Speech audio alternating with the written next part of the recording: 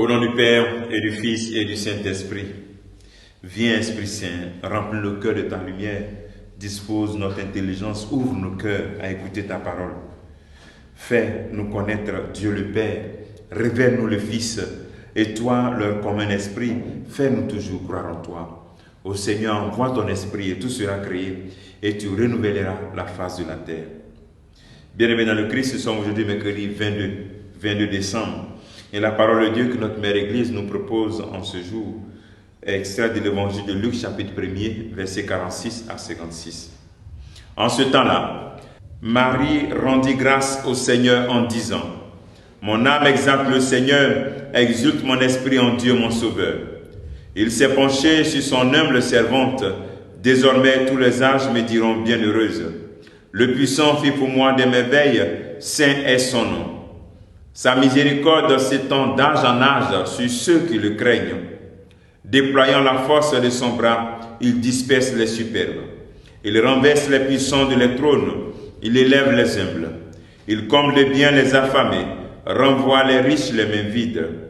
Il relève Israël son serviteur, et il se souvient de son amour, de la promesse faite à nos pères en faveur d'Abraham et de sa race à jamais. Marie resta avec Élisabeth environ 3 mois, puis elle s'en retourna chez elle. Acclamons la parole de Dieu, louange à toi Seigneur Jésus. Dans le contexte de la visitation, nous voyons Marie qui s'exclame aussi.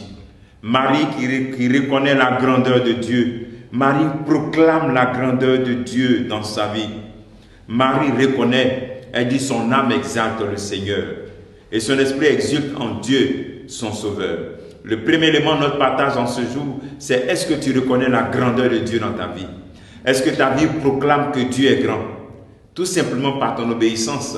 L'obéissance à la parole de Dieu, ta vie peut proclamer que Dieu est grand. Un autre élément, c'est que c'est son âme qui exalte le Seigneur.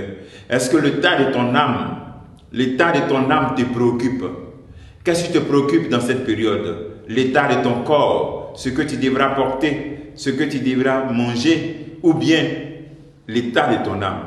Dans cette période, des confessions sont organisées sur les paroisses. Est-ce que tu y participes pour libérer ton cœur, pour te repentir et pour purifier ton âme? Est-ce que l'état de ton âme te préoccupe? Deuxième élément de ce Magnificat que nous pouvons partager avec vous, c'est que c'est Dieu qui est la joie de Marie.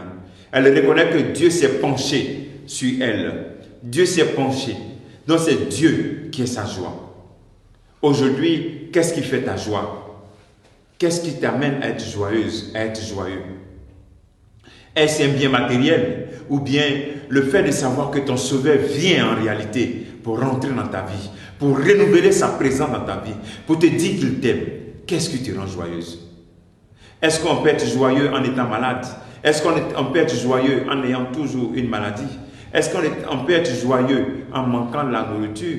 Est-ce qu'on peut être joyeux parce qu'on n'a pas encore payé son logement? Oui, on le peut. Si Dieu nous remplit, si Dieu est notre joie. Et c'est ce que Marie fait ici, dans le Magnificat. Dieu remplit sa vie. Dieu a tellement rempli sa vie qu'elle fait de sa vie un champ d'action de grâce. Et le dernier élément de notre enseignement, c'est que dans cette préparation à l'accueil du Sauveur, il faut que tu puisses aussi chanter ton Magnificat. Il faut que tu puisses aussi être joyeuse comme la Vierge Marie et puis joyeux comme la Vierge Marie. Est-ce que tu veux rendre grâce? Aujourd'hui, essaie de t'arrêter. Regarde un peu ta vie et tous les motifs pour lesquels tu as besoin de rendre grâce. S'il n'y a pas de motif, il y a un motif que tu connais déjà, c'est que Dieu t'aime et qu'il vit encore dans ta vie. Il vient te visiter. Et donc c'est un motif pour dire Seigneur, mon âme exalte en toi qui es mon Sauveur. Mon esprit exulte de joie.